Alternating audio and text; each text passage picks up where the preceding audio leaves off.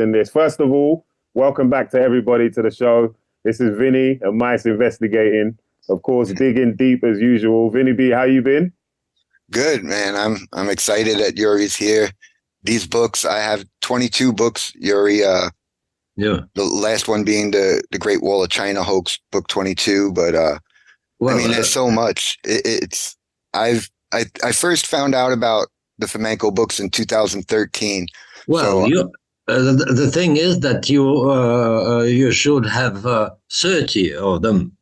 There are eight that I'm missing. bigger volumes, in average, the 750 pages. What? Wow. I And was the going to ask smaller you. books, and the smaller books, they are they're small because they don't have more than 400. Yeah. Yeah. Well, And I've gotten a lot from just that. I mean, there's so much, like Mysdiggi said, to talk about with you guys. The research is amazing. So many topics. So just happy to have your time. during this time, one of the chief astrophysicists of NASA, delegated from Hopkins Institute for NASA, he found out, he really found out, not Fomenko. He found out that the data about ancient eclipses was all false. Very Not a simple, surprise. because and with this data, it was the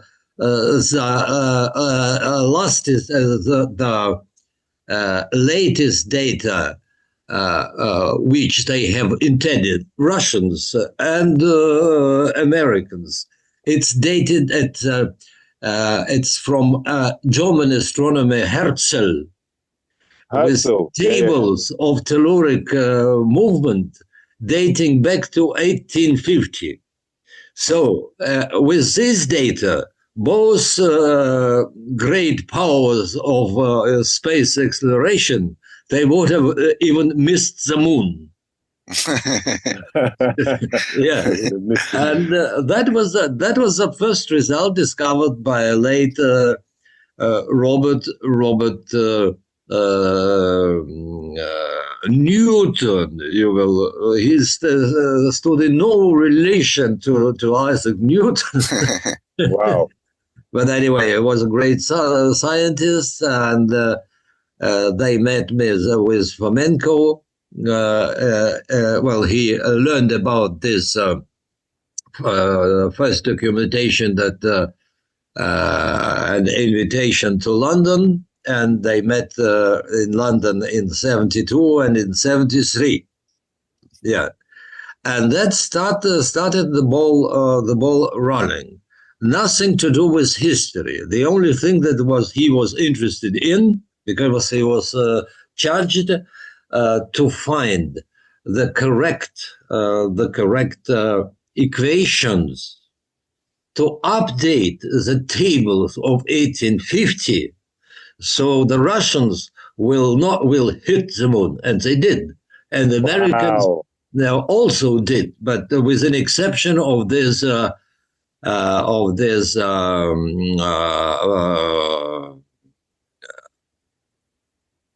four. With the exception of this Apollo 11 flight, Americans were not on the moon. This was filmed in Hollywood. Yeah, we've actually had Bart Sabrell, one of the guys. Yeah. But what's important about this is you guys used astrology is how you guys are able to date a lot of these ancient texts, right? Because it's like a mathematical equation, and if you know what's going on in the heavens, the stars, then you could date back these stories, right? Isn't that how this got into chronology? Exactly. Already by the end of 60s, there was already software developed in not only in America, not only in Russia, in Germany, in France, in Europe, but any country which had telescopes. And software was developed, and of the phenomenon in the sky, one of most remarkable and visible, actually, for anyone who still has eyesight. These are the eclipses. Mhm. The eclipses have entered in even in legends.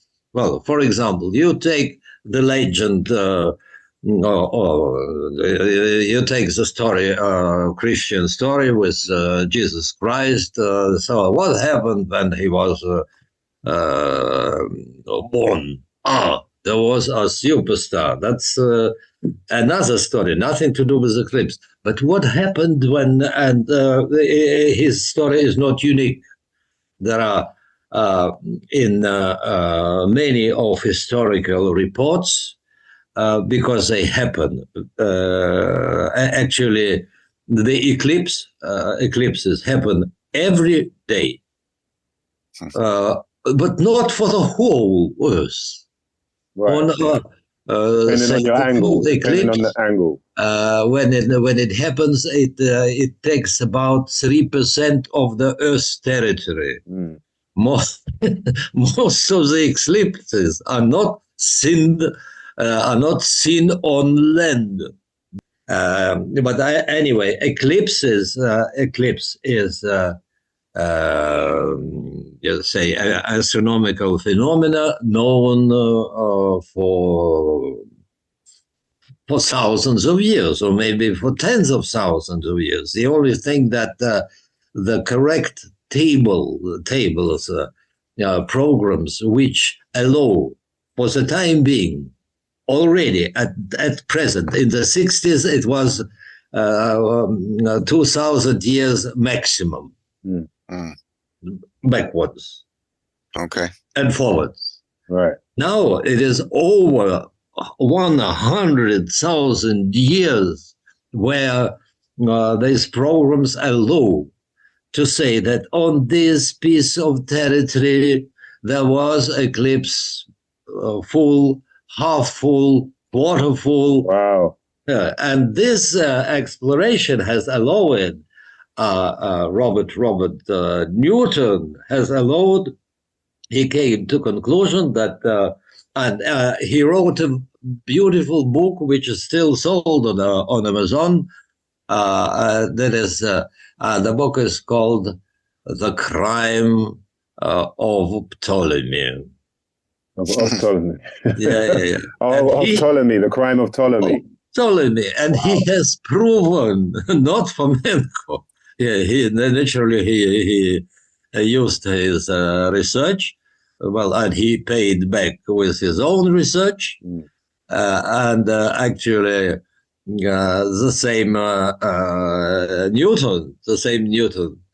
Strangely enough, out of the modern persons, he was he supported Fomenko. Right. But he didn't shout too much about it. Because if you look at the titles of the politicians, be they English, be they French, be they American, be they Russian, heck, 90% of them, they have historical education. History, very rare. Historians, professional historians, become politicians. Very rarely. Well, the history buffs, because out of the sciences, and history is not a science. History is an art of lie, which will suit the powers at place. Now, in your books, you mentioned Josephus Scaliger, and then Dionysius Petavius, the Jesuit. How they're basically where, like, modern day chronology, like what we're still using today, basically is based off of these guys' works, which were connected to the Catholic Church, right? Like their dating methods. Both of them belonged to the church. Yep. Well, but different churches.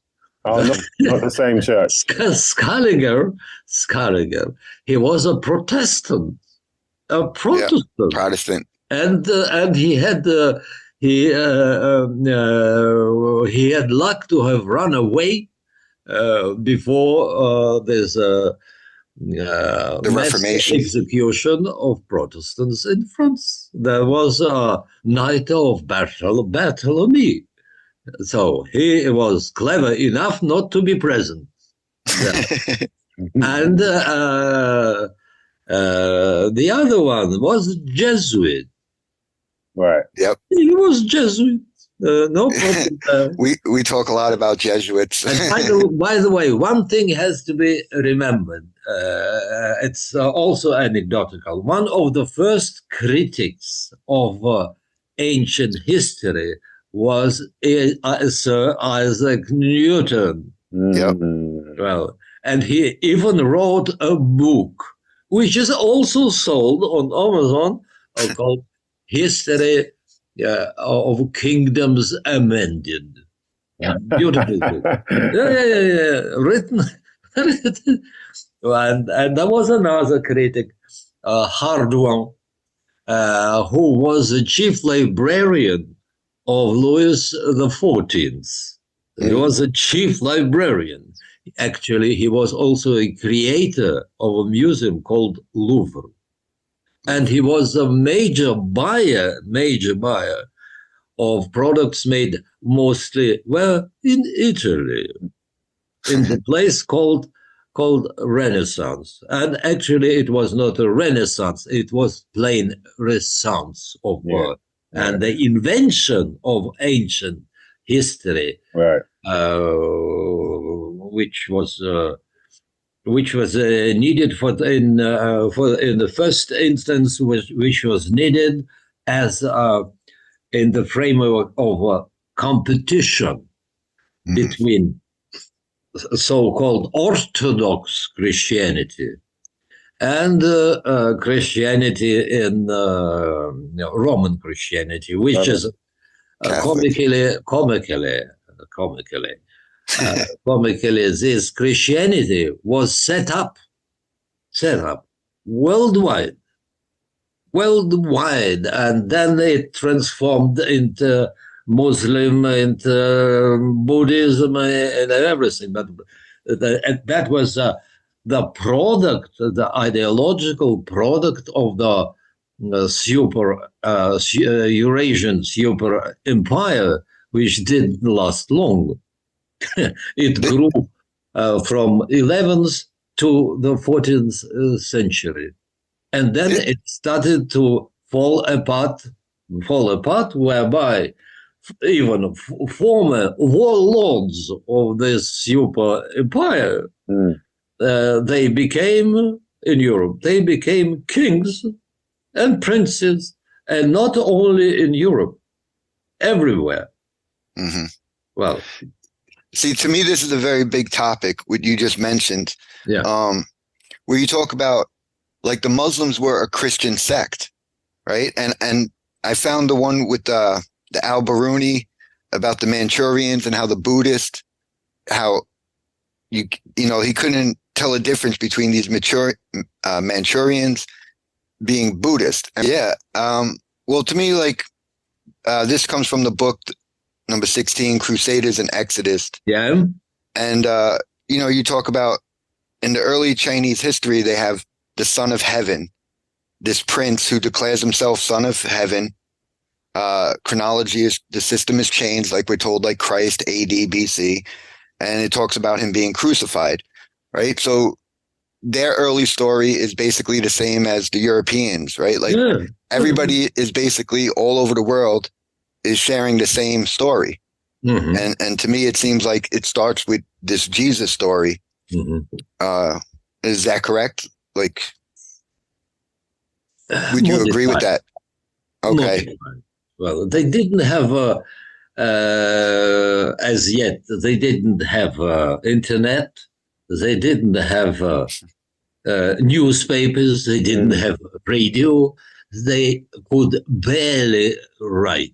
The writing itself well, the in general, civilization is for where European northern part, which was under glaciers concerned, it is barely 1,000 years old. Barely. Yeah, that's another big point. There's so many people online who love to, when they talk about the Fomenko books, they say the timeline, they added 1,000 years in with the famous thing with the I and the J. If we could get into that a little bit. And another one from the Crusades and Exodus is where you talk about. The IJ story is very, very, very simple. It is. And moreover, there are thousands of objects in museums in Germany, in England, in France, old books where the beginning and say, well, it's starting from invention by Germans once again of Gutenberg, of printing press. Not Chinese. The Germans have invented it, and just I lost. So you're saying that they said what we believe is that the Chinese invented printing. Well, the thing is, it was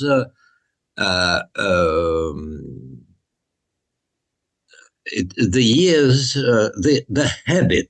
It's very simple. The habit when Christianity was the basic religion, basic. We may even call it as broader Christianity, which included Bacchic elements. And it included Bacchic elements which exist till this very day in very old churches in Ireland, which is very Catholic. But the little pictures they have there, come on, they're Bacchus. They are Bacchic. And Christianity was consuming everything which was consumed there, and that it had offspring. The whole world basically turned Christian. Inevitably. And this story with I and J. Or J is very simple in Greek, and in Russian, and in Ethiopian. Jesus is written with E. In Latin alphabet, Jesus is written with J. Okay. And the habit of time keeping from some one important point. Well, this is a basis ideology. The most important point is the date of birth of Jesus. Mm-hmm. Yeah, and in some books you have a date which can be found in museums. Mm-hmm. In museums, you know what's funny is you can have 512 in one book, and in another you can find J 533, etc. You know, recently I found a document from my, I guess, great-grandfather when he came over from Italy to America. It was 1921. And on the government, the American paper, it's an I printed and then a space for the three numbers, which they tell us is 1921, but clearly it was I 921. And I've seen books, and you guys have lots of evidence too with coins and other stuff, where it'll say on the top, on the cover of the book, it'll say 16 something or 15 something. And then you open it up and it's saying, you know, August of 519. It's not it. And it's clearly that they added 1,000 years in using that I and J. Yes, it's a big topic. It's a lot of people are fascinated by it. And then the same, the bunch of Scaliger and Petavius, in spite of their religious differences, which didn't stop Petavius inheriting the ideas and actually the most work was done by Scaliger.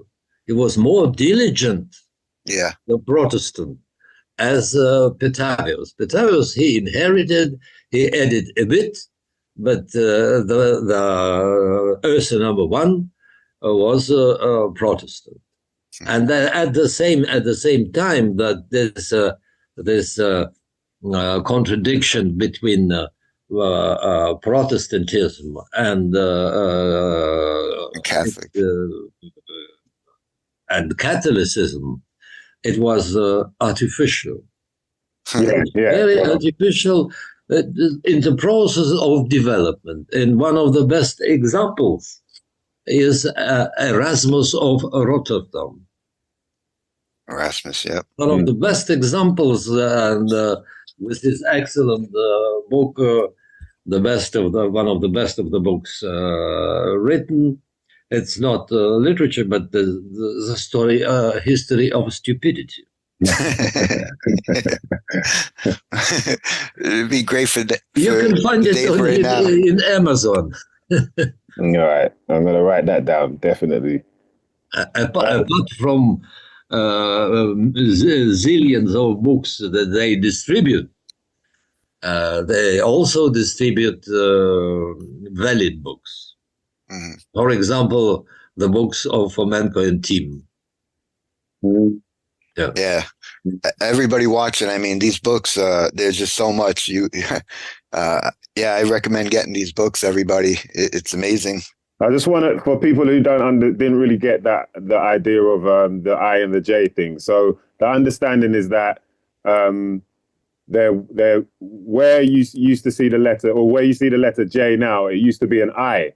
There was no letter J. Is it in the Greek? Greek, I think it was. Well, Latin. It was the J. The Latin was when they brought the J in, but previous to that, it was just an I. Is that what it is? Or the alphabets. Yeah? They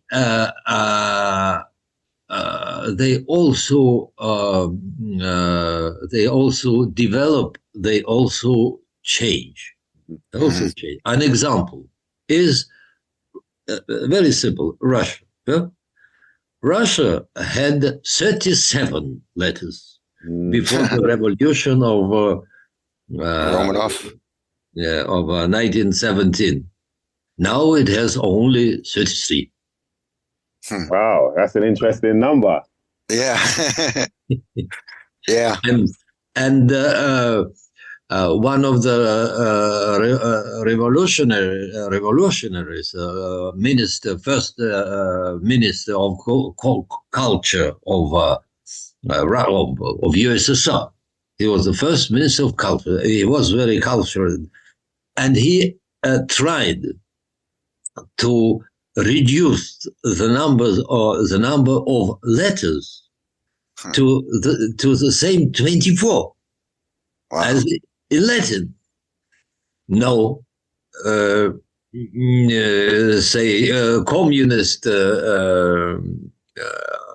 communist doesn't mean literate. There have been illiterate and many millions of them. Well, they have resisted. They didn't let him do it. The only thing that Lunacharsky has done, arrived because he found good support. Was Lenin, Trotsky. He changed the calendar. He removed but Russian Church still it lives with this antediluvian calendar. Wow. Which is 2 years longer. By the way, the national holiday in Soviet Union, which lasted still good over 75 years and the national holiday was the 7th November, the day of revolution. Actually, this was 11/11. 25th October. And the 25th October in pre-revolutionary calendar was the birthday of Trotsky. Trotsky. Yeah. Wow. You know, this is another deep subject. Let's get into some of the Russian stuff. But just explain, Vinny, the I and the J. So because I think it's very confusing for people who don't, because we've looked at it for quite some time now, so it all makes sense. But if you'll see like 1982, but really it's saying 982. It's just a letter I or a letter J and then 982. So that's how you can have 1,000 years just appear from nowhere.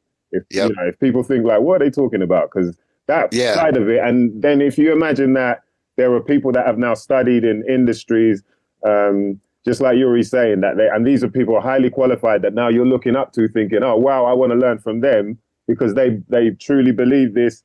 They're qualified. I get paid to do this. So what are you talking about? Now you've got a whole world of people believing that they're in a year that possibly doesn't even exist yet. Yes. Yeah, I agree. Another thing I know, Mysdiggi, you'll probably agree, is a big thing on the internet for years is Tartaria. Yeah. Right. Yeah. And again, I don't think anybody could talk better than the guest we have on right now about Russian history. Now, Iouri, is it my understanding from these books, it seems like Tartaria was ended in 1775. Like they make it like there was like a peasant revolt or something. And to get into the Romanovs, because in these books, it seems like, you guys are calling out Romanov a lot, that he was the guy chiseling off the frescoes, changing history. Can you get into that? Little Romanov. Romanov is a name that, the real name of Peter the Great was Holstein. Holstein. Okay. And I didn't know that. He was Holstein, and actually the dynasty from Peter. Yes, they have been Romanovs before Peter the Great, but after Peter the Great, till the Revolution, 1917, they have all been Holsteins. On the top of it, they have been.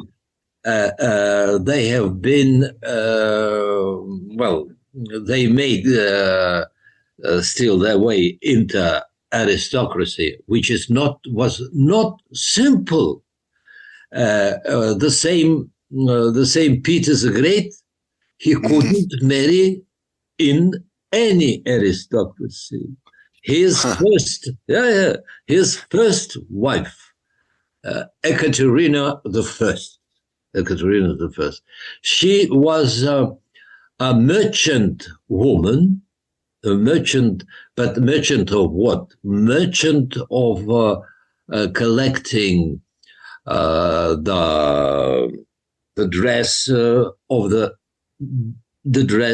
boots, clothing of the dead people on the battle. Oh wow! Which battlefield? The first battlefield where Peter the Great, entre guillemets, and parentheses, great. The Peter the Great, his first military act, it was in the war with Sweden. The first. It was not the last. This war with Sweden has taken another 15 years, even another 20 years till Poltava. Well, anyway, so Peter has taken this woman. How he had taken? He had a colonel who had this future Ekaterina the First as a mistress. Well, Peter the Great, in parentheses, taken her as wife. Wow. Peter the Great. And well, it's fairly well exposed in the booklet Peter the Great. Yeah. And it is exposed well, and say it took some time as the Romanovs, Holsteins, Romanovs. They have developed their relations, etc., etc., and Russia had at last one first real empress, which was Katerina II.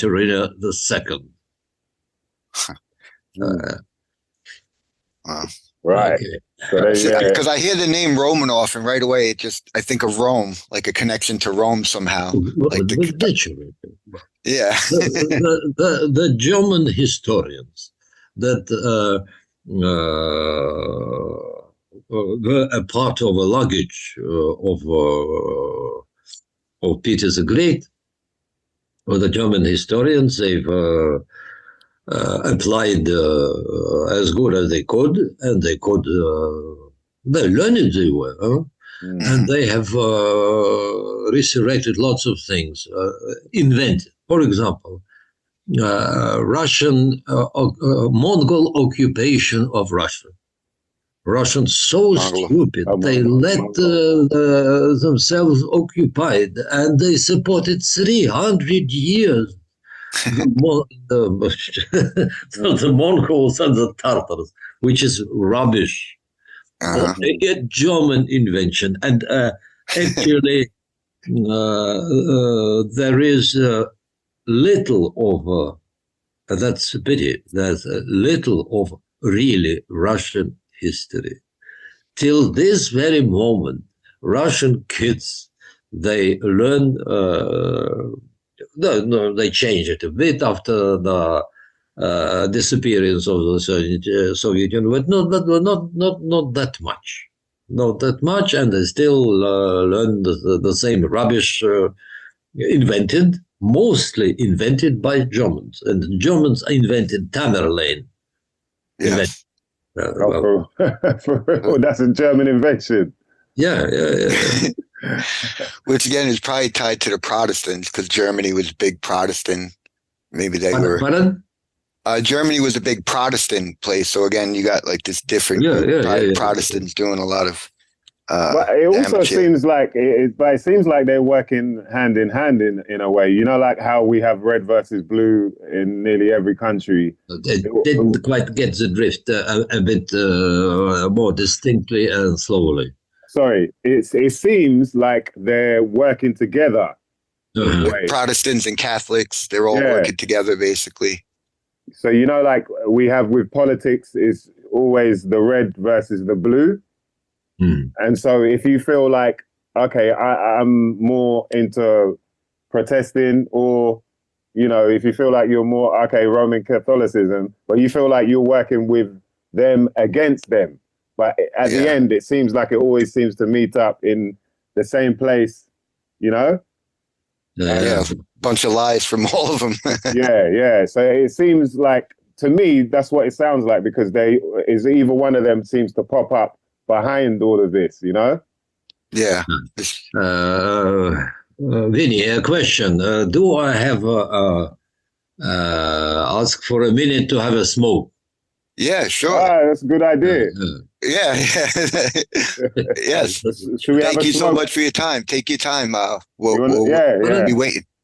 You want to have a smoke break? Me and Vinny. Yes. And you prepare the most difficult questions. I'm there to. Okay. That's good. That's good, man.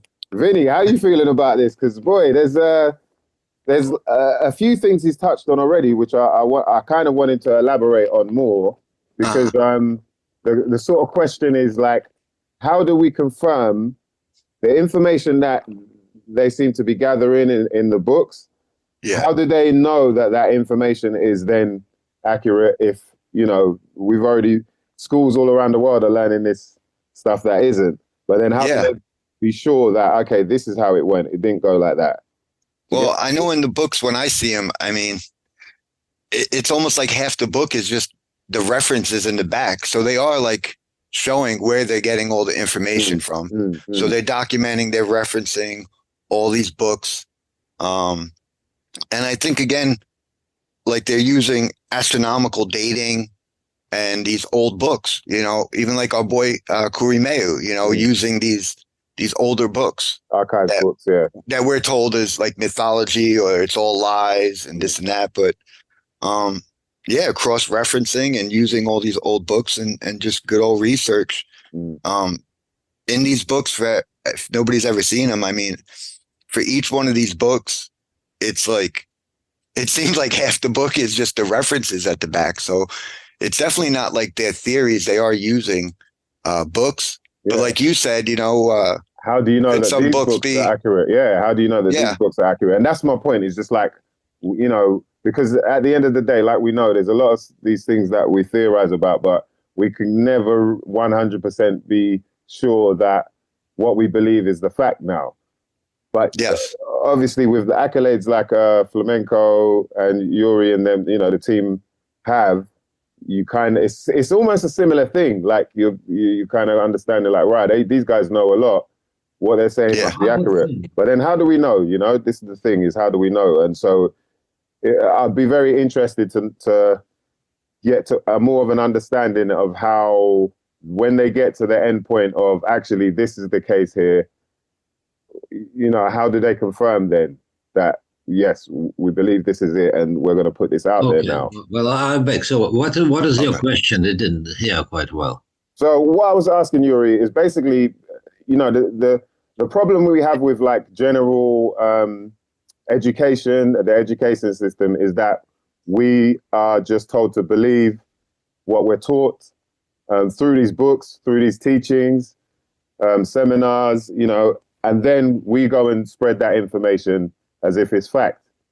With what you guys are doing is obviously way more in depth, because you're using more than just reference books and whatnot.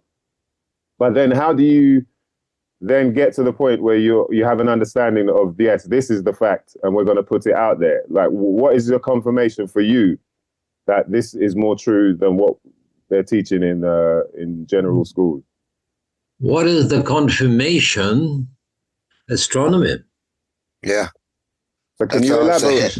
Can you elaborate on that? Because I feel like this is the problem we have in terms. People think astronomy is just for one person, you know, a particular type of people to understand.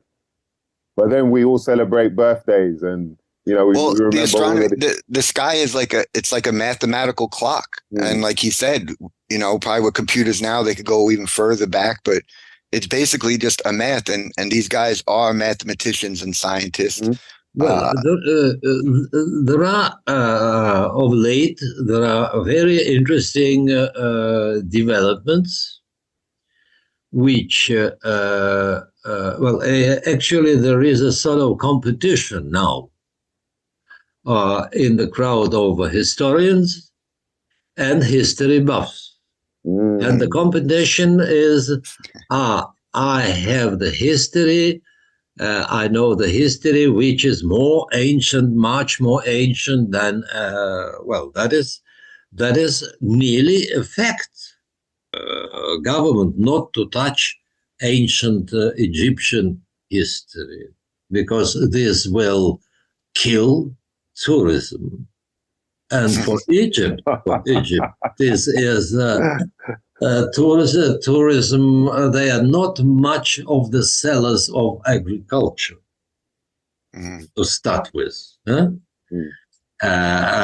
Tourism is at least 30% of national income.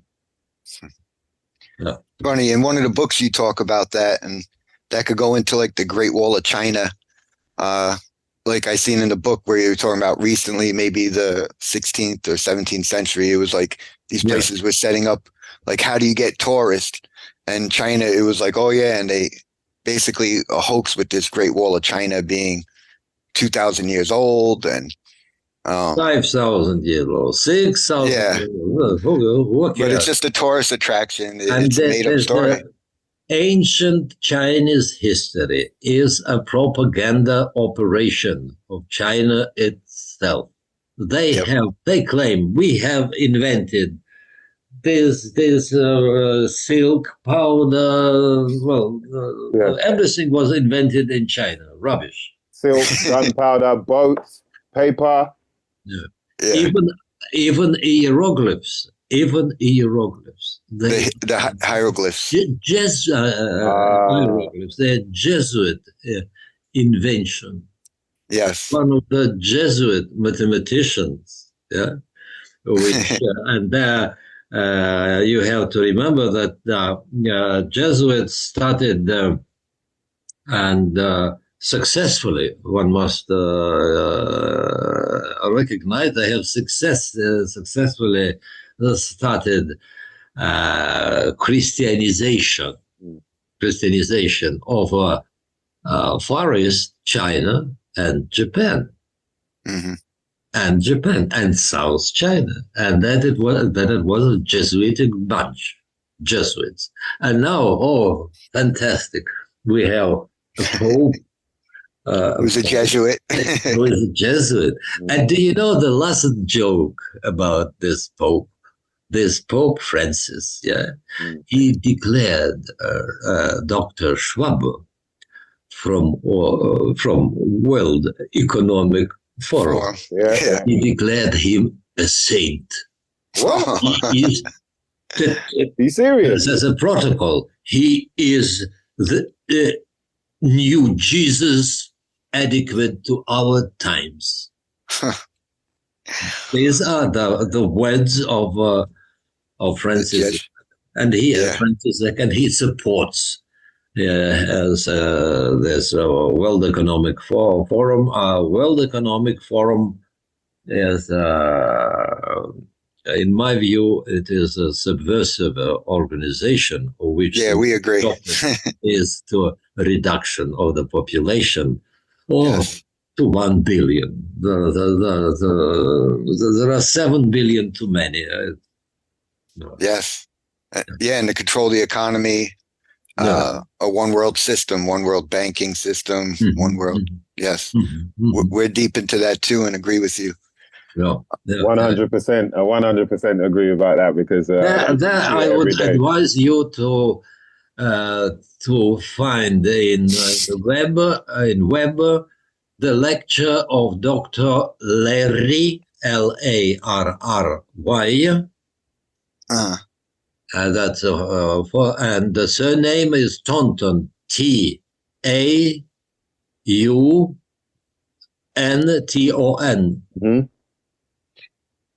Larry Taunton. No, Larry Weber and Taunton. Oh, Larry Weber and Taunton. Sorry. And there he talks about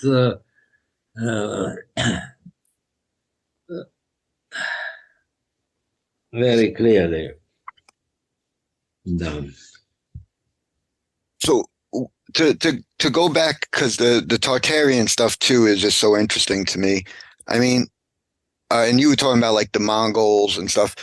You guys in the books talk about it just meant the great ones, right? Like that's basically the translation, right? These were these Mongol can be derived from the Russian word mnogo, M-N-O-G-O, mnogo, Mongol. It is another German invention. Well, the Mongol. Where they show us like this like Asian looking guy with black hair and they like that's all made up. Well, with Mongols, it's very simple. Mongolia was discovered by a Russian scientist, military scientist, Przhevalsky, by the end of 19th century. Oh, he was very much astonished, and Mongols didn't know how great the people they were. They didn't know the name of Genghis Khan. They didn't know. They didn't know where the capital is. And well, but Mongolia started the development, and this is a fact. The development, including industrial, it started in somewhere 1925-30 with arrival of Stalin. Well, where he launched a program of industrialization, and he was very, very much helped. Well, actually, you won't believe it, Russian Soviet industry, Soviet industrialization is a product of Rockefeller. Yeah, I know that. It is a result of ongoing war of America and Britain, which is still there. Britain did not forget that America once that what was it? It was 12 colonies, and they know very well who has helped, and they pay it back. Who has helped these colonies to become in 1776 to become United States of America, declare the independence. Well, that was a French. That was a French General Lafayette who formed the French general, who formed their army. The first military vessels that near future independent United States became were French made. Yeah. Moreover, it was the fleet of France which stopped intervention by English forces. English, entre parenthèses, 70% of English troops which were sent to fight they were German? Freedom fighters, Americans. They were Germans. Yep. They were Germans. And what happened? That the Germans, very soon, they found out, oh, heck, we'd better not fight. We'd better live here. And the desertion of Germans was massive. Out of 60,000 Germans, 50,000 deserted. Wow. Deserted. And the luck was also in the figure itself of Washington. We must not forget that Washington was English colonel. He was English colonel, and then English named as English general in the framework of Franco-English War, which went on from time to time, also solving problems with Spain, etc., for good 200 years. They have not always been with the French. Well, that's everything's changed in England with glorious revolution. And what happened? The first act of killing the Tsar, the emperor. No, it wasn't French. It was English. And the name of the guy was Cromwell. Cromwell. Right. Yeah. Cromwell, boom. The big purge. Do you think that there's anything tied together? English knew how to pay back. And in final count, the creation of French Republic, which is also very interesting. English, they loved to talk and to imitate fantasy. Fantasy was Roman Empire. Mm. The French, the bunch of encyclopedicians, they have been praying and talking and raising another spectra, which was Roman Republic. Say, if one checks on the books written in England prior to the after this glorious revolution, you won't find any mention of Roman Republic, and it was Roman Empire, and it was vice versa on the French side. And English, they have paid their operation, the help of France to separate the colonies from England. They have paid back. The French Revolution was a sub-product of English activity. All roads lead to Rome, right? Do you think that history repeats itself? Yeah. Literally. Sometimes as its own farce, sometimes as a tragedy, and sometimes, and in most cases, as a farce. Mm. It seems so. I'm reading up on the Tudors. Apparently, the Tudors did the same thing. They would always try and link their lineage to Brutus and people of legend, King Alfred, King Arthur, and it's King Arthur. Of King Arthur, and there seems to be Arthur. the famous, King Arthur, like with Merlin the magician and King Arthur. And there seems to be this same repetitive cycle of the story, the similar story, or they'll name the new king Arthur again. But there seems to be no original. King Arthur. Well, that's another.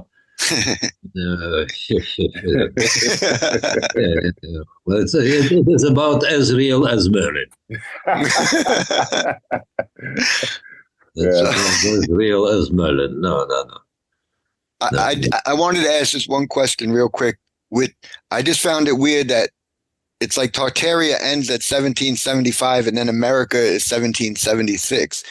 Is there any connection, or it's just coincidence? For where Tartaria is concerned, the English also had their encyclopedic current. They mimicked it. The question is who mimicked from whom? Either French mimicked, or I think that my English mimicked more than the French. Well, anyway, in the edition of 1771, there is very detailed map of Tartaria. Yeah. Very detailed. Well, French didn't paint that for them. And your question was, and how far is it related to revolution of 1776? Like, I was wondering if it was, like after the downfall of Tartaria, that they just started confiscating this land from Tartaria, maybe, and said, "Oh yeah, this is all English now." I was just wondering because something I think a lot of people don't think about is Alaska and Russia are basically right next to each other. They can see each other. So the whole story of Columbus needing to discover, the Russians would have always known that there was more land, and it would be easier, I feel like, for Russians or Chinese to make it to America than Europeans. Well, there's a new empire of Russia. Well, under product of final count of Peter, no, Catherine the Second. Catherine the Second, and there was another figure called Pugachev. Pugachev, that's a name. Pugachev from Russian. It's another German invention. And that didn't stop this new empire to take over everything, and they went even further. Alaska, no, they went down up to San Francisco. Mm-hmm. Yeah. Why not? Why wouldn't you go down the coast? Yeah, and the connection with independence in 76. Well, the connection is very simple. It was the revolution of 77-6. It didn't take one day. Mm-hmm. It took something like 4 years. First, you have to make a campaign of tea parties. Yeah. And there, the English they made a mistake because they have been overcharging for the product that they didn't produce. They didn't produce. Yeah, and that's that. And at the same time, they have already been American influence, pre-revolutionary influence on Haiti, which has ended good 150 years after that by Haiti becoming American state. American territory. They're not, they're part of Florida, but they are not a state. Haiti. American territory. Yeah. Yeah, there's a lot of twisted history going on with Haiti. It seems that's why there's a lot of twisted history with Haiti. People of Haiti. Well, the people of Haiti, now Haiti there is a French territory there, Haiti, and there is an American territory there.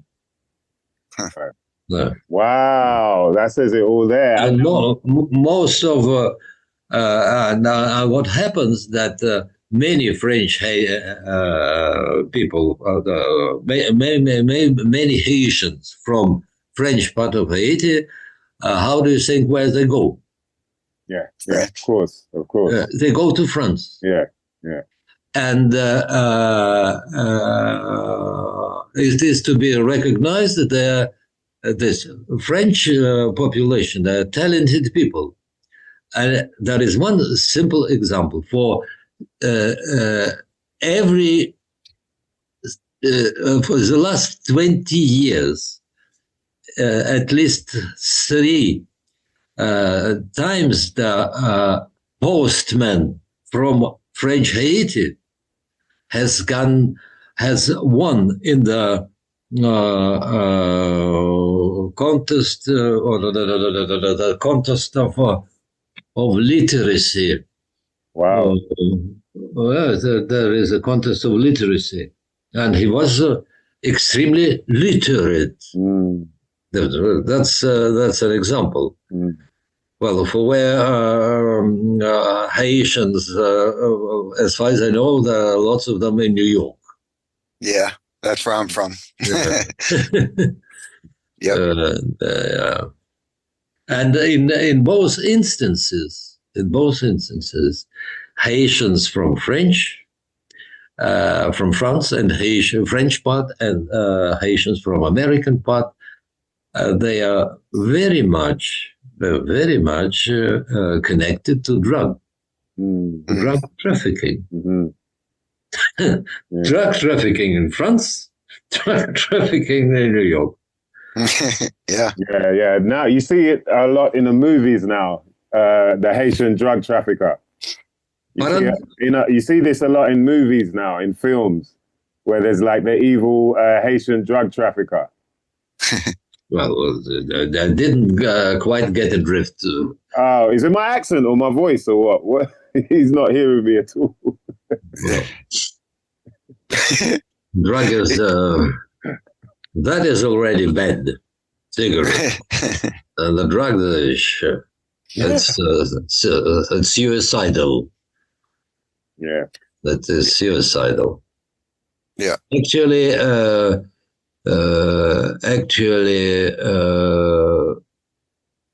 it seems to me that the strictest laws for the directed against massive usage of drugs is actually now in Russia. Wow. Really? So they're locking up a lot of people for it, or? Oh, for example, if you're driving, an example, the police may, if they stop you, you know what they make you to do? They make you to piss. Wow, they could do that right To when they piss pull where? you. No, not on the street, but in a little apparatus. And they have developed, which is very portable, and instantly they know. And Wow. yeah. I thought America was bad. And for usage, not for the trade, just for usage. Just for using. Now, in Russia, you can get up to 3 years jail. Wow. Well, being a for user. usage, for no, and they it was fairly successful. It was fairly successful. Well, the other thing that Russians when they drive, in most cases they're not sober. There is another popular drink called vodka. Yeah. That's funny. Well, you know what? I have another topic. Quick question for you. Yeah. I wanted to bring up the whole thing with Slavic, right? To me, I find out that the word slave originates from the Slavs, and that this was like a medieval term. German fantasy. German fantasy. Okay, the Germans created that whole slave. German linguists. Well, what are your thoughts on what's going on right now with Russia and Ukraine and the world scene? I'm just curious. I know it's a little off topic. Just your opinion. This is, I'm sorry, this was, I hope, that I may use the past. This was a successful operation, successful Western operation. Yeah, well, sure. In Russian Federation, you have at least 15 million Ukrainians who don't care. Yeah. Or vice versa. When they are conscripted, and here you have to remember that that's not United States, where there is no conscription. That's not Germany, where there is no conscription anymore. Neither France. In Europe, there is no conscription nowhere. In England, there is none. Huh? Yeah, volunteer. In Russia, there is. And there are thousands of Ukrainians fighting against Ukraine in Russian brigades. Thousands. Wow. Yeah. Wow. Yeah. And the result of it, say, the very reason is very simple. It's not 2014. The reason is the successful operation of destruction of the USSR. It was a long-term operation. The author of this operation was an Englishman, Winston Churchill. Oh, yeah. In 1946, in his speech in Fulton, he said, "We face Cold War." And he used Iron Curtain, all this. The propaganda. And the full, and well, the trouble is that the president Truman at that time, he was an idiot. He was an idiot. Roosevelt was, in a certain sense, as I told you before, actually even the industrialization of the USSR is a product of American activity. Yeah, they've been working together, but they want us to like be scared of each other. The reason why they were working together was very simple. The United Kingdom has blocked, well, First World War. Who won the First World War? England, no. Russia, no. Europe, Germany, no. United States. Well, I would say that over half of museum with treasures you find in Guggenheim, well, in America, in museums. They were stealing stuff. They were destroying the past, is what you're getting at, right? They've been buying it cheap, for nothing, for dollars. Yeah. I know even with the Iraq war with George Bush II, after 9/11, one of the first things they did was they started looting the museums and destroying all the old stuff. Well, Americans didn't loot them after the First World War. They let others loot them, and they bought. And then they just buy it with Rockefeller money.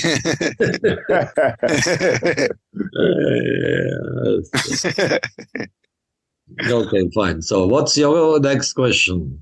Oh, I didn't fully answer, divulged. No, you did. I think, I mean, you're doing great. There's just so much, like I said, so I don't want to, I could keep going. So if Mysdiggi, you have one you want to give him? No, he can't hear me. I don't think he can hear me too well. So I might message that you. Accent. Yeah, it's my accent, man. I'm sorry about my accent. The way I talk is very London-esque. So maybe you don't hear it that much. But yeah, what else? What else we want to touch on there, Vinny? So, okay, what I wanted to ask was in terms of, it was to do with because it seems that through the education system, this is where we lose a lot of real history. And how does he think that it was brought into the schooling system? Because I understand that schooling changed over time. Well, to start with,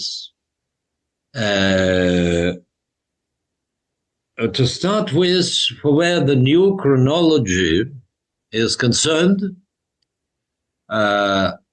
in spite of the fact that there are millions of Russians who favor this theory, but you will not find a trace of ideas of new chronology in the school books.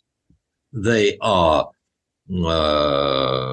say, poorly remade Soviet books, poorly remade. Huh? Right. That's it. New chronology is popular with Russian educated population. Mm-hmm. People who are searching, looking for the truth. And an example, and even some people at the top. Well, actually, is not at the top anymore. he wrote the preface for the 7th or 8th volume, Glaziev. Glaziev is an economic luminary. Yeah. And he had a very high position, and well, no. But anyway, he wrote a beautiful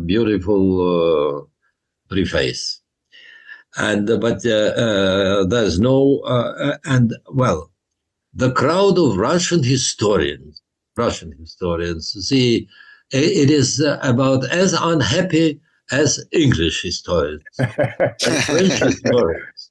Oh, you don't believe it? Not there is some sympathy with German historians. There is a group of in Munich, a group of German scientists who support this idea. Mm. Why? The reason is very simple. In big books, in many, at least in 3 volumes, there are photographs from made in Germany, from German museums, etc. Or in one of these books, I don't remember which book it is. Maybe it's volume 2, big book. There is quite a chapter about history of Cathedral of Cologne. Of course. Okay. Quite a chapter. And by the way, say that the old churches, very old churches, well, very old, it's 14th, 15th century. But what was before, it's nothing there was. Okay. And according to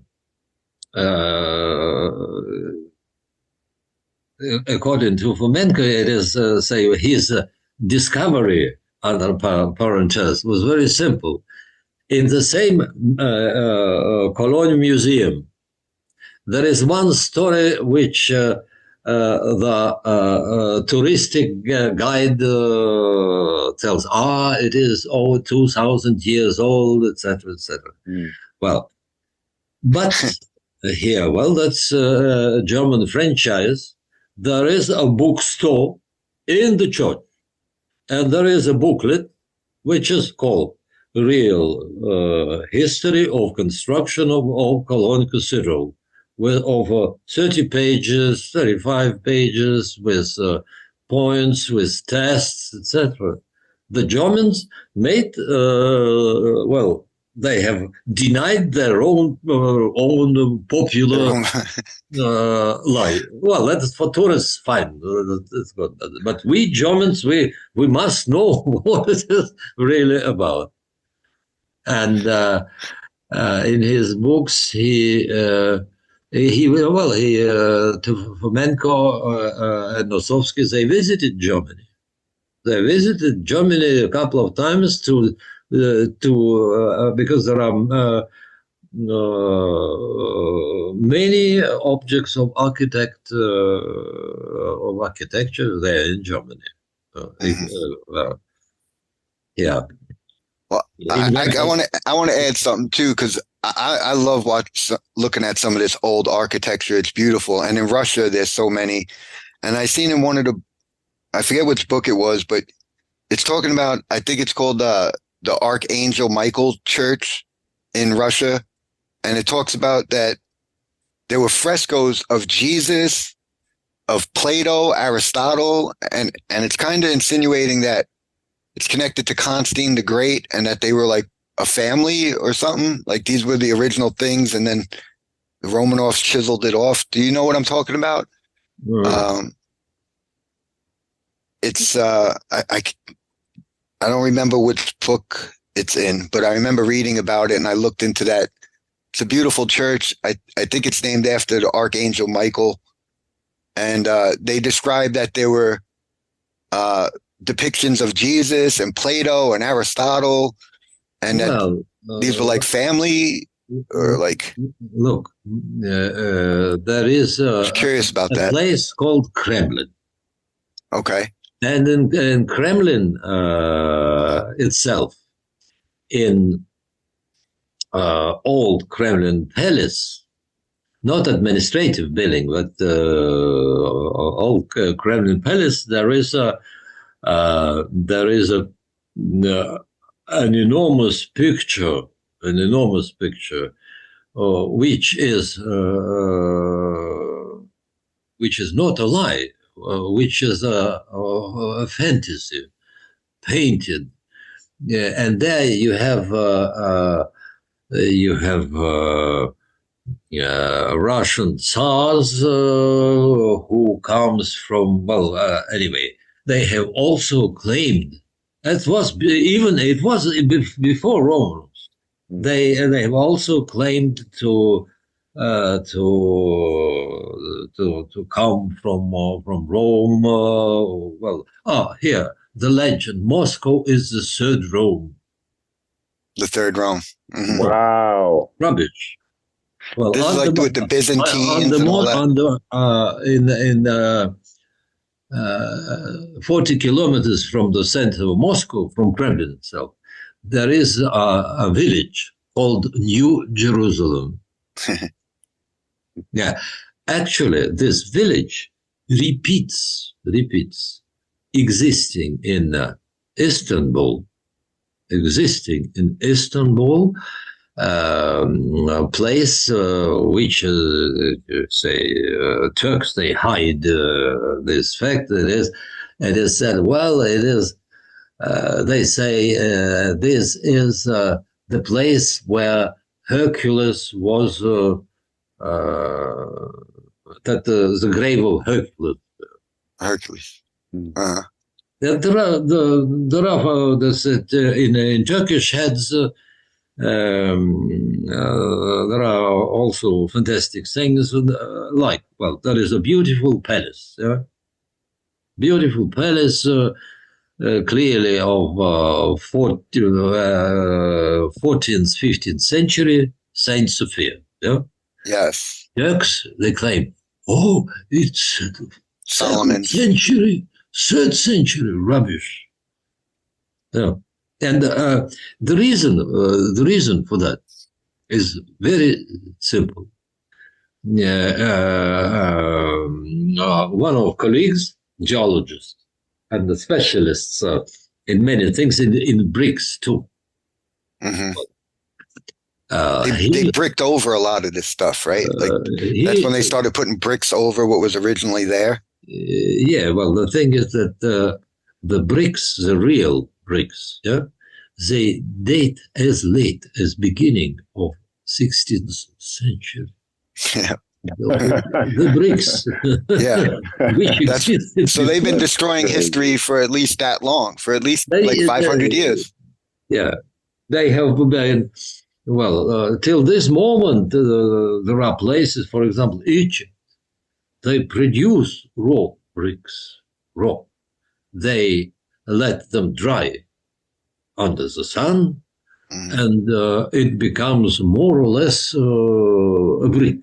Well, real brick invented, a technology, by the way, invented by Italians. Yeah, it has the hardness of 400 kilograms per square centimeter of brick to cook it, to break it. Well, there's straw bricks from Egypt, and not only in Egypt, in India they also produce them. It has the hardness at best 50. Yeah, it's nothing close to what they had in the past. You can't build anything multi-storied. Well, English. Well, actually, one of the popular Russian dreams is that the Kremlin was constructed by Russians. No, it was constructed by Italians. By Italian mastermind, and Italians have been the first who have resolved, who came to conclusion that this brick is fine, but it has to be heated with a temperature of 800 degrees. Yeah, not just sitting outside in the sun baking. They have to be baked. Otherwise, it's not strong. Dust. Still made worldwide in Africa. Well, if you you can make a hut. Mm. You can make a hut. You can make a stable. Yeah, but not the Kremlin and these beautiful buildings. You cannot make a Kremlin. And you cannot build as in Florence. You can compare, really compare, even architecture or what was built in Siena, in Florence, and what was built in Russia. Yeah. It's amazing. I'm in love with all that old work, these beautiful cathedrals and palaces and stuff all over. And I mean, to see what we build now is like, it's cheap. It's ugly compared to what they had back then. Okay, fine. Your question. Iouri, can you speak about these? When we began the interview, can you speak about kindly, distinctly and slowly? Can you hear me? Can I hear me? Yeah, I can hear you. Okay, so I wanted you to speak a bit more about these 8 missing books. 8 missing books. Yes. Oh, like how I said I had the first 22 and he said there's 8 more? Yeah. Well, first 8 books are. I will just search. I have a. Do I have it here?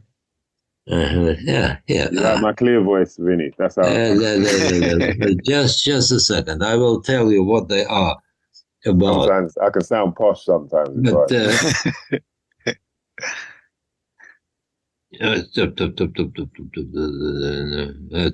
Great Wall of China hoax. Mm-hmm. Here, Volume 1. Volume 1. Do you hear me? Yes. Yes. Volume 1. The series is called History, Fiction, or Science. Oh, that's fine, huh? Yeah. Dating methods as offered by mathematical statistics, eclipses, and zodiacs. Chronology, Volume 1. Okay. At the 1. Yeah. Here, I'll read you just one line. History, Fiction, or Science is the most explosive tractate on history that was ever written. However, every theory it contains, no matter how unorthodox, is backed by solid scientific data. The book contains 446 graphs and illustrations, list of 1,534 sources, copies of ancient manuscripts, and it's much more detailed than the smaller books. Countless facts attesting the falsity of. I really advise you to start, but there you need a bit more effort than with the smaller books. And the second one is boom, History Fiction series, History Fiction of Science, boom, Volume 2, The Dynastic Parallelism Method, Rome, point, Troy, point, Greece, point, the Bible, point, chronological shifts. That's then a dynastic parallelism. And if you go to Amazon, you'll find all of them. Right. Okay. And the third book, third book, History, Fiction, or Science, Chronology 3, Astronomical Methods as Applied to Chronology, Ptolemy's Almagest, Tycho Brahe, Copernicus, the Egyptian Zodiacs. Well, half of these books, one third of this book is actually which concerns critics of Ptolemy's Almagest, was written by Robert Newton. Okay. Okay, that's fantastic. Where he proves Robert Newton, he proved that Almagest was not written 150 years AD. Right. It was written, but on the data of 15th, 16th century. That's here is Astrophysicist, Astronomer, Volume 4. Doesn't have why antiquity and dark ages were to be invented. Doesn't have even. No, it's History, Fiction, or Science series, Chronology, Volume 4. No, there is no subtitle. Right. Okay. Then Volume 5, History, Fiction, or Science. That is very much in detail. Fake ancient Chinese history as a propaganda vehicle for China. Boom, boom, boom, boom, boom, boom. Wow. Wow. And each time it's 700 pages with 100 pages of references. And here in this book, mathematicians Dr. Fomenko and Dr. Nosov refute that A, China is exceptionally ancient. B, China has invented silk, paper, powder, printing, logarithm, astronomy. And they prove it. There is a material proof for, and this proof is, that Chinese have invented a logarithm by copying a Dutch book, okay? A Dutch manual. But this Dutch manual contained a mathematical error while printing. That's it. And what the Chinese have done, who have invented logarithm, they have copied the error too. Wow. Wow. That's, yeah. Oh, that was 5. Then where is the number 6? Number 6, Medieval World Empire, Conquest of the Promised Land. Oh, okay. Like the Crusades, basically, in the medieval times. Makes sense. Paperback, yeah. Number 7, Reconstruction of the Global History, the Great Empire's Legacy in Eurasia and America's History and Culture. A reconstruction. No, almost on there, they exist. History, Fiction, or Science, Volume 8, Reconstruction of Chronology. Yeah, that's a good one. And just one phrase. We have asked OpenAI a question. Are there valid reasons to doubt world history as taught in school and university? AI answered yes. There are such reasons. 2 points and blah, blah, blah. Wow. And it's not Fomenko who answered, gave this answer. This AI, now famous, everything is this. AI. Yeah, apparently AI can't lie. They said AI is not allowed to lie. AI, it is an instrument. Yeah, tool. It is just a tool. It's just about as a lie as a car compared to a boat. Yeah. No, it's an instrument which can be used wisely and vice versa. Volume 8, Reconstruction of Chronology. Well, Yeah, that's a good one. I gotta get. okay. Yeah, so I'll switch off back to Zoom. Yeah. So, right. Iouri, I basically only have one more question written down that I didn't get to ask, so I might as well just ask that. Is for the audience, you basically are talking about like these prototypes, where it's basically the same story. Let's say like the story of Troy, and it's being told in all these different places, whether China, Russia, America. But it's just basically the same thing. And I find it fascinating when you tie in like the Trojans or the Turks, which are the Goths, and it's all the same thing, or New Rome, Jerusalem, Troy. Can you just touch a little bit on that? And that's my last question. Troy. The story with Troy has to do with a German adventurer Schliemann, who has discovered this Troy, who didn't hesitate to order in with how is this called with producer of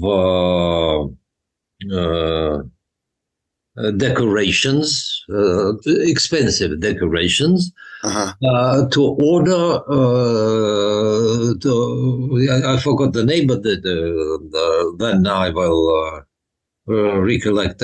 If you see on my site evilempireblog.com, there is a film. Evilempireblog.com, right? Evilempireblog.com. Yeah. Gotcha. Yeah. And I have something like altogether 278 videos.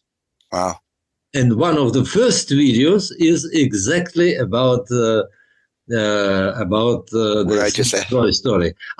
So where has he ordered these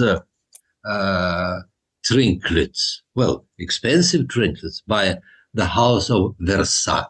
No, Versace. No, it was not Versace. You'll find the name in the film. Okay. And then to accelerate the findings, and used dynamite, which accelerates discovering archaeology discovers strongly dynamite. He used dynamite being German. His name is also very interesting, anecdotal. Schliemann. It is corrected. A German label Schleimann. Schleimann means very clever, very astute one. And the best proof. The best proof that there are two proofs that his fantastic discoveries, which he ordered to be produced by a company, a specialized company. He tried to sell them in Germany. They didn't buy it. Well, but as he was, he was influential, and that was not his only, adventure. He had other adventures, and so he deposited these trinkets in German museum. But the question before was, how come that he transported precious metals found because he didn't find them. He didn't find them. He Just made them up. Yeah, and he deposited them in museum. The second proof is after the war, these trinkets, this treasure was kept. I think the museum was in Dresden, not Dresden or Berlin, whichever. And Russian army has also looted the museum, but in organized manner. Looted this museum, these trinkets, and brought them to Russia. Well, a Russian museum refused to take them. They knew they were fake. Yeah. Yeah. Schleiman is, it's not Troy that he discovered that this place should be called Schleimanstadt. With dynamite. Oh man. All right, so we should probably start wrapping it up because okay. We really appreciate the time you have given us as well. Thank you for spending your time. If you have more questions, I am ready to. My last question is to do with this vast amount of information that you have discovered, obviously with Fomenko. Yeah. What has been the most shocking or most profound piece of information that you've come across? Because there seems to be a whole lot. In his books? Yes, or even through your discoveries.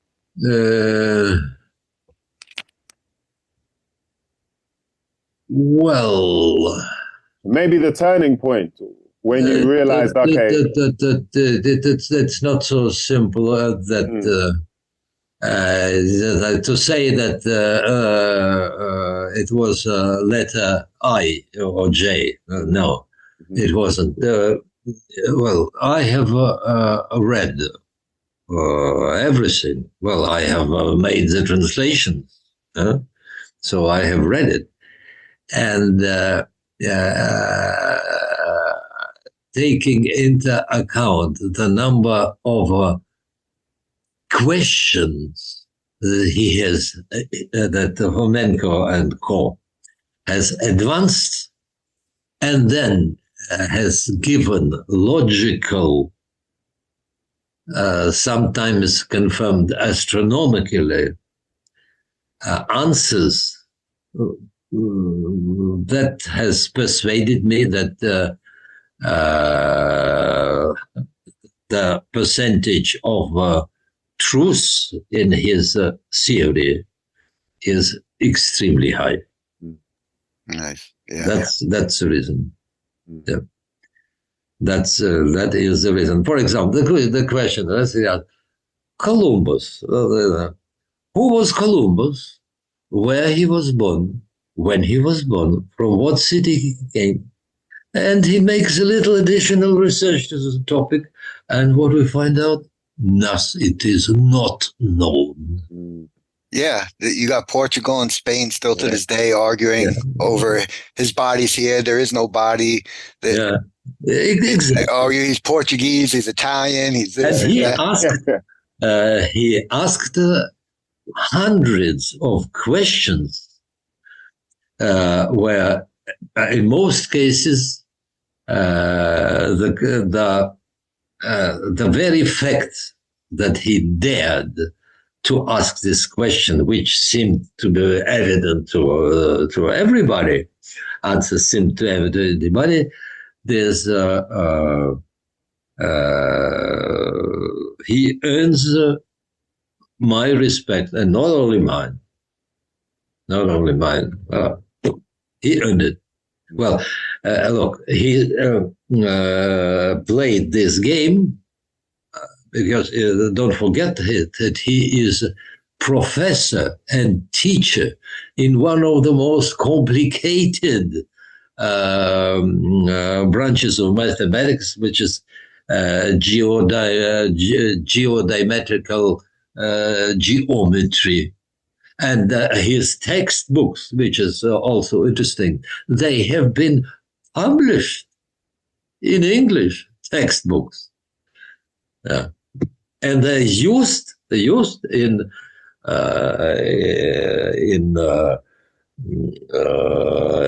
universities where they have the geodynamic geometry being studied. Yeah, that's impressive. Okay. And he lectures every day. He lectures every day, 5 hours a day. Wow, still? Because he's like 80 now, right? And he's still. He's 80. Wow, and he's still doing it now. Yeah. Wow. That is, well, it's the same building because he lives in the university. Wow. He lives on the 12th floor. you too, Iouri. You said you were 75 and started. Yeah. It's inspiring. Okay.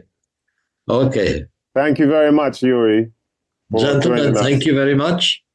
Yeah, we really appreciate the time you've given us. And if is there any information you want to give out, like your website?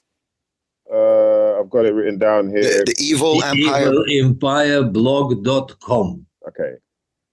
And it is, believe me, you can find lots of interesting things. And the videos alone, some of them are very short, very much to the point.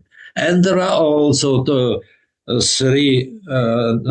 half a dozen lectures of Fomenko, Nosovsky, and 4 prominent scientists, geologists, astronomers. Voilà. Okay. Really appreciate that time, man. Thank you so much. Thank you so much, Iouri. And yeah, I can't, just blown away by all the information. Have a good day. You too, sir. And you, sir. Take care. Bye. Bye. I sign off. Yes. Okay. Yes, mother lovers. That was Iouri Filippov. Yeah. Joining myself and Vinny right there. Amazing information. I don't think many of us. Well, actually, you can if you will make a video and you need material which is on the site, and you cannot download, you send me an email and I will send you the videos or texts, etc. Oh man, really appreciate that. Okay. Yeah, definitely. Thank you. Thank you. Thank you, sir. Have a good day. And you too. Have a good day. All right. Oh no, that's Vinny. Did I just? Oh, okay. No, I'm still here. Yeah. Man, that was crazy. How you feeling about that, Vinny? It's great. I'm just so impressed. Interview, man. I'm just so impressed, because you could see he's just sitting there able to answer everything. He's not looking through the books. That's all in his memory. And to be that old and still so sharp. I'm only in my 40s and I feel like I'm going downhill. And it's just amazing. It's amazing, man. That's amazing. Obviously there's for me, I've still got to get through, majority of the books anyway. I've been skimming through, leading up to the interview, but now I can really have a chance to tuck into the bits that I find interesting. That's the cool thing about it, is there's so much information. And I think the mathematical side really answered what I was trying to figure out, in terms of how are they sure? And I guess that's kind of the only way you can be sure. Yeah, that's what I've talked about with the dating methods. I mean, they like to use the uranium and the carbon dating and this and that. And a lot of that's been discredited and they've had errors with that. But the sky is the perfect clock, and if you're in a certain location, it's just mathematics to be able to figure out, okay, Jupiter is going to be in this constellation and the sun is going to be in this constellation. It's all just very, in-depth mathematics. And obviously these guys are amazing at it, especially Fomenko. And they're able to tie it in. So you can calculate, it makes sense. You can calculate, go back in time and go, okay, so really this should have been what happened then. They're like, this is the story of so-and-so, and then there was an eclipse. Yes. But that doesn't make sense because this eclipse was like Yeah, two. this many years ago. Yeah. So it In is one of the really. books, they go into like Halley's Comet, and they're calling out the Chinese on something with the Halley's Comet. Mm. They even do the one where they try to say Revelations was, uh, again, if where they're saying the island of Patmos is where he wrote it, where we're told it is today, they would say it goes back to like 1486 to 1492 is Mm. when that astronomical alignment was for the Book of Revelation. 1492. That's an interesting year. Right. Exactly. Wow. You know, But so then it also plays into, because there's so many things that, well, as he's speaking, I'm thinking, oh, that kind of plays into. So say like even the 1611 version, mhm, it kind of, so that would be 611, yeah, yeah, and so it kind of makes sense that all these sort of moves might have been being made off of the back of these, ideas of changing, the history. yeah. We're It's changing the like you had all these history. different sects kind of like going off. Yeah. That and he did. They do say the Muslims were, Wow. originally just a Christian sect, just like we look at today with Protestant and Catholic and Seventh Day Adventist, Presbyterian. Right, we got all these different sects who have a different view, Mm. and it's just yeah. So you see the Protestants and everybody with their different stuff. Protestants and Catholics have been fighting, it seems like, since I guess probably like when the Jesuits and all this stuff started, or the 1600s, with the Protestant really got big with, King James and a That's a couple of years weird before him. coincidence. That's a weird coincidence, right? That the Protestants started with Catholicism. Yeah. Like, and like I was And then saying, it changed. now we got this red and blue thing, and even more so, you've got loads of different sects of Christianity that now are they don't like each other. Like, Yeah. yeah, Everyone, Jehovah Witness, yeah. this, that, yeah. And it seems like it was probably that from the very beginning, you know. Maybe the Catholic Church was, set up from Peter, but then you had different sects that were branching out. I found it interesting too. Like, there was that it was just a big hit, that TV show. What was it?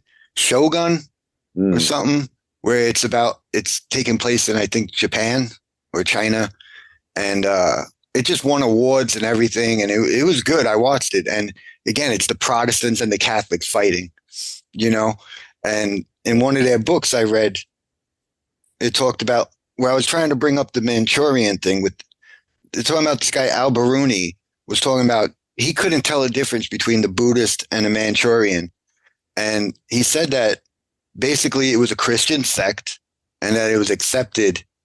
And then it wasn't until the Protestants came and the Protestants basically outed the Catholics. It's sort of like, during King James's time, the Protestants started smashing the Catholic Church. King Henry and these people destroying all the monasteries and destroying these places. And so what, like, and leading to what I was saying about them popping up around the same time, obviously, the idea of they're protesting against their Protestants because they're protesting against Catholicism. But Yep. I'm saying that, is it possible that they were planted? They're like a psyop to somehow, because, yeah, I definitely think it's possible. I'm pretty open-minded, as you could tell, to a lot of things. Yeah. So, That's why we get on, man. Yeah, I definitely think it's possible. Mm. It's funny because for a long time I was so more Protestant than Catholic, but now I do have that open-minded where maybe it was not a good thing, or maybe it wasn't, what we're thinking, or it was again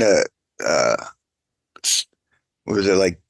It could have been infiltrated, divide and conquer. Yeah, and it could have been infiltrated at the same time. Yeah. Maybe they did start protesting, and then people, then just maybe Martin Luther was legit, and then after him, you got some guy who's not, whatever. And it kind of goes back to Calvinism, and yeah. So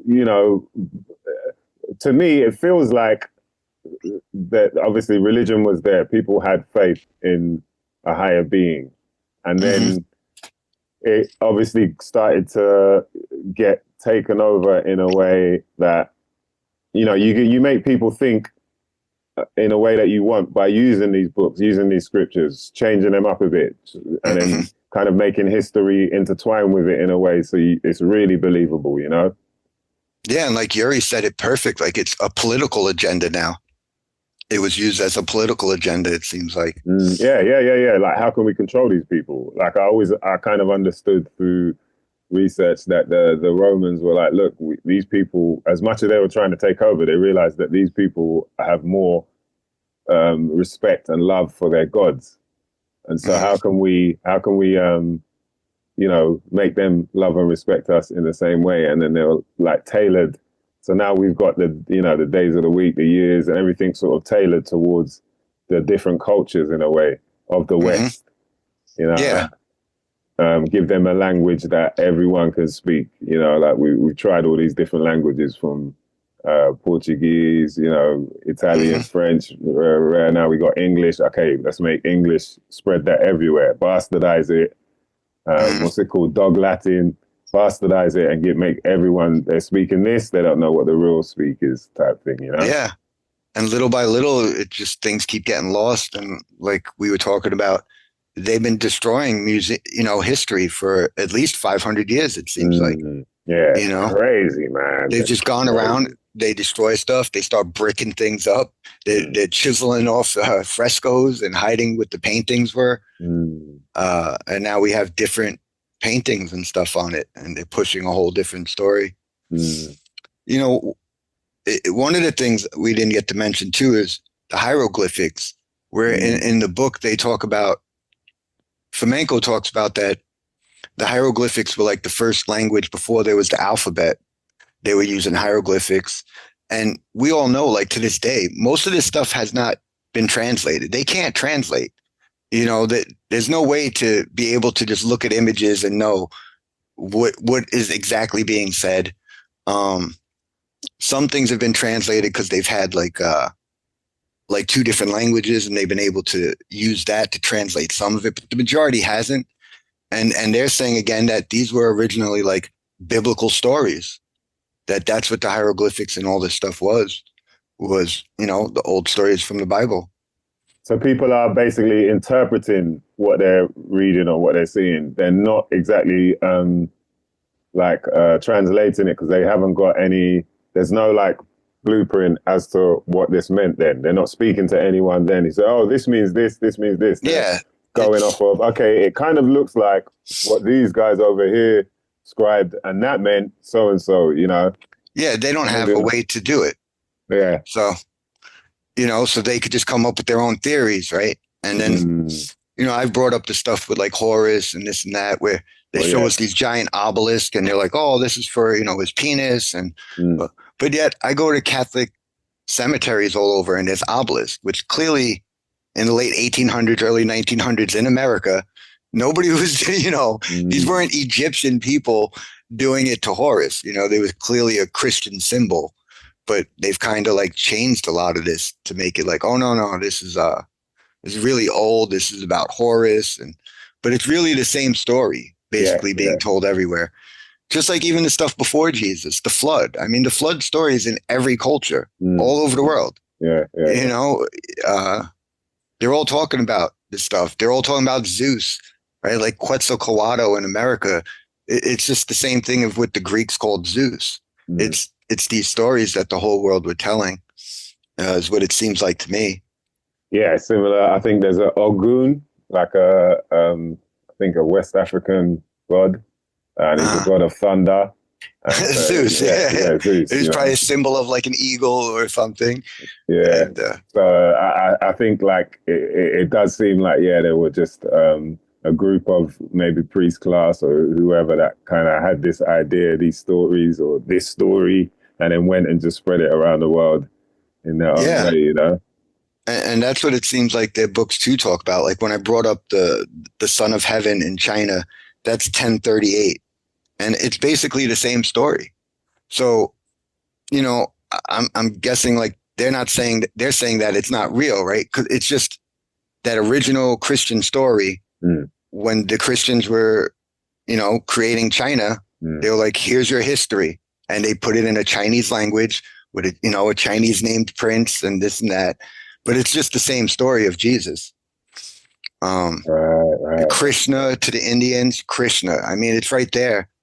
But again, they're going to try to tell you, that Jesus is based off of this guy Krishna. But to me, it's the reverse again, where it's like these are kind of newer stories that were based on Christ that they don't want you to realize that it's Jesus they're talking about. Right, yeah.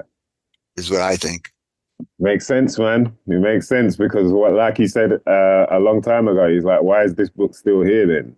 Yeah, why is it the whole world is based on this and saints everywhere and St. Petersburg in Russia and these places. All over America is named after saints and this and that, which is Catholic Church, clearly. Because the Catholics were all about saints. Protestants are not about the saints. Now you got Saint Klaus Schwab by the sound. Yeah, that was great. You dropped that bombshell. Yeah, Iouri was great with that. I didn't even know that. And yeah, me neither. I'm all about the Jesuits. That was crazy. That was awesome to hear him calling out Pope Francis. They're everywhere, mate. They're everywhere, boy. And like you said with the schools, like to me, the people who control the education is the Jesuits. Yeah. Like I've pointed out, all the top universities in America and England and I think all over Europe and the world, they're Jesuit universities. Yeah. So Roman I would Catholic. say again, it's the Roman Catholic or the Jesuits who, people could debate and argue, but they've taken over, it seems like, and they run the academics. Yeah. So they're going to push this, Scalagorian, Scaliger, Petavius timeline that was created, 500 years ago, that these guys could rip apart and show all the flaws in it, but yet all the schools are still going to teach that. And like you said, then someone, I'm smart. I learned this at, Harvard. I went to this Jesuit school and I went to Yale and this is what I was told. And so I'm an expert and, this is the timeline. You, and I'm going to teach you. And now you're going to be an expert. You know what I mean? Now you're qualified. And it's like, what can you tell me? I'm qualified. What can I tell them? And that's it. That's perpetual motion, boy. Yep.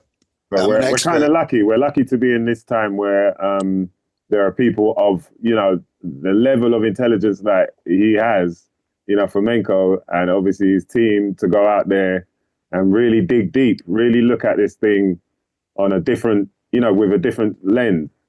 Yeah. And then break down that, very scientific and mathematical.